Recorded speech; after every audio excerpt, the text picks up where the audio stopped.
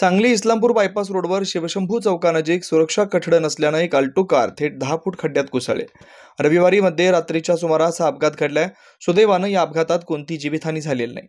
अपघात पाहता काही महिन्यापूर्वी अंकली पुलावरून कोसळलेल्या चारचाकी वाहनाच्या अपघाताची आठवण या निमित्ताने झाली। रविवारी रात्री उशिरा हा अपघात घडलाय। या अपघातात गाडीच्या पुढील बाजूचं मोठं नुकसान झालंय। मध्यरात्रीच्या सुमारास गाडीवरील नियंत्रण सुटल्याने सदरची अल्टो कार उजव्या बाजूच्या खड्ड्यात जाऊन आदळली। गाडीचा वेग कमी असल्याने गाडीमधील प्रवाशांना किरकोळ स्वरूपाच्या इजा झाल्यात। आज सकाळी क्रेनच्या साहाय्याने सदरची गाडी बाहेर काढण्यात आली। पद्माळे येथील ही गाडी असल्याचं सांगण्यात येत आहे। सांगली इस्लामपूर बायपास रोड जो सांगलीचा मुख्य रस्ता आहे, सांगलीमध्ये येणारे सगळे हेवी वाहतूक या रोडने येत असतं।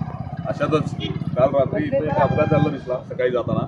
रोडच्या पलीकडून वाहन येऊन खाली गेलेलं आहे। या रोडला कुठे एक बॅरिकेटिंग सुद्धा नाही आहे। शासनानं आणि इथल्या संबंधित अधिकाऱ्यांनी लवकर इथं बॅरिकेटिंग करून घेणं, त्यात नशिबाने कोणाची जीवितहानी झालेली नाही आहे। जीवितहानी झाली असेल तर हा प्रकार केवळ म्हणजे एखाद्या कुटुंबाचं घर उद्ध्वस्त करण्यासारखा विषय आहे। गेल्या वेळी 2 महिन्यापूर्वीच आपण बघितलं, अंकली पुलावरून गाडी खाली पडली बॅरिकेटिंग नसल्यामुळे। या अशा कामाला दुर्लक्षित करणाऱ्या अधिकाऱ्यांच्यावर तात्काळ गुन्हे दाखल करावेत आणि या रोडचं योग्य ते जे काही बॅरिकेटिंग लागणार आहे ते लवकर पूर्ण करून घ्यावं। या रोडवर पावसाळ्यातसुद्धा लाईटची अडचण मोठी आहे। तसंच सांगलवाडी टोल नाक्यापासून माधवनगर रोडपर्यंत इथं लवकरात लवकर स्ट्रीट लाईट उभे करणं फार गरजेचं आहे आणि लवकरात लवकर आपण इथं स्ट्रीट लाईट उभा करून घ्यावेत आणि अनेकांची कुटुंब उद्ध्वस्त होण्यापासून वाचवावेत एवढीच विनंती करतो।